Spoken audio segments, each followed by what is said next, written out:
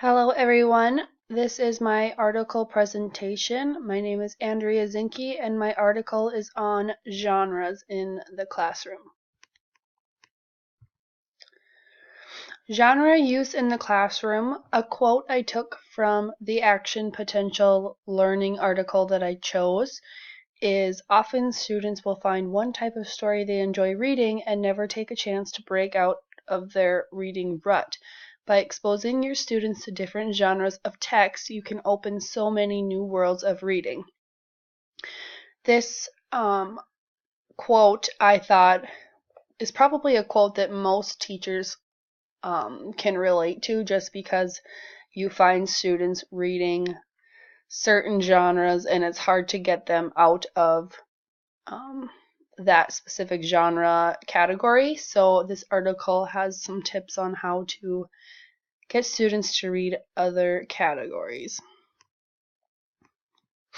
Within the article and the main points, I found that traditional literature, biographies, informational texts, and many other genres make up the world of words that we live in today. It's important to expand your genres to open your mind to a wide variety of written works. And as early as level E, this was a Fountas and Pinnell quote, as early as level E, typically in first grade, students are able to recognize the difference between fiction and nonfiction, which is pretty popular. And by level F, students can further distinguish the category of fiction into realistic fiction and fantasy. And as early as level G, still typically in first grade, they begin to identify characteristics of other genres, including plays and traditional literature. This recognition of characteristics continues through levels O and P, where they begin to identify genres in hybrid text, then combine more than one genre. And like I said, that was from Fountas and Pinnell in my article. Most common is fiction and nonfiction, realistic fiction, and fantasy. Anchor charts are a great way to characterize different genres in a classroom when you're trying to identify what genres are and their characteristics and examples of them. And many examples listed in the article. There are many examples listed in the article that can be used in different genres or genre units. The next slide is just an example of the anchor chart that can be used for genres. Note to teacher, use this resource to guide the development of class anchor chart. The features below are just examples. Let your students choose the exact wording. You and your students will choose the titles to list as the examples, and you may even want to use images or book covers.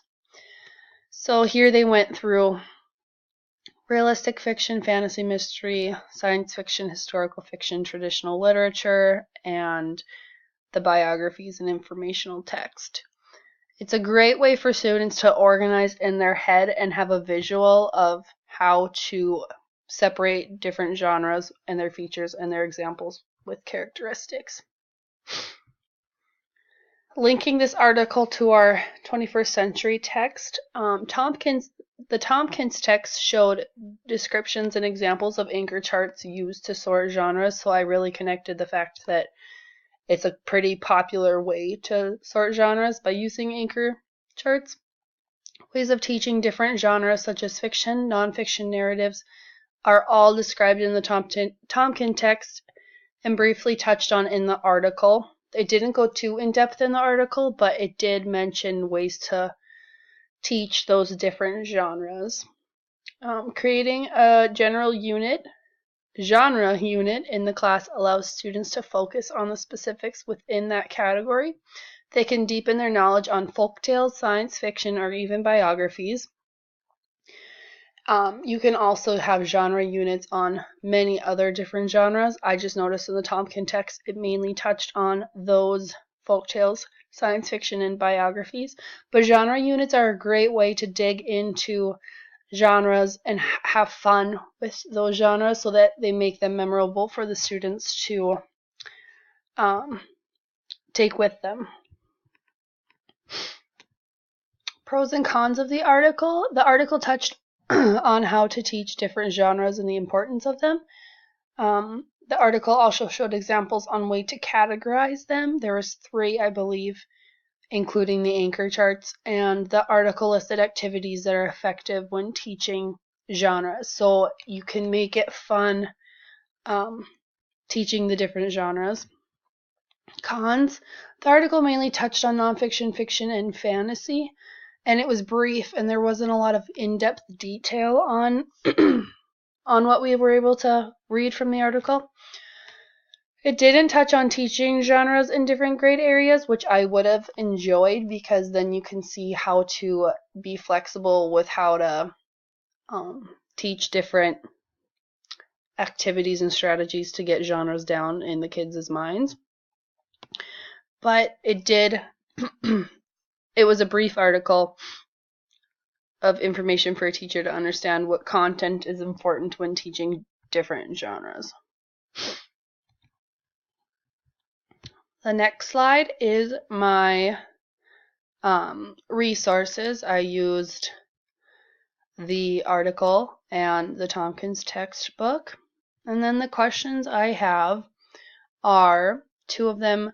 Besides anchor charts, what other ways would you find fun to teach students about different genres and categorize them? I know there's many other ways than anchor charts. I just thought an anchor chart is such an easy way, and students will really grasp that. But I just wanted to see the class's opinions on what they thought would be a good way to teach genres. And the other question I had for the other students was, have you had to teach about different genres in any practicums or field experiences, and how did they go? I know myself, I have not had to. We have touched on, my field experience teacher field mentor has touched on different genres, but they have never had basic lessons on genres. So I wanted to see what other classmates thought of that as well. But that is my article on genres, and I hope you enjoyed it. If you have any more questions, please let me know. Thank you.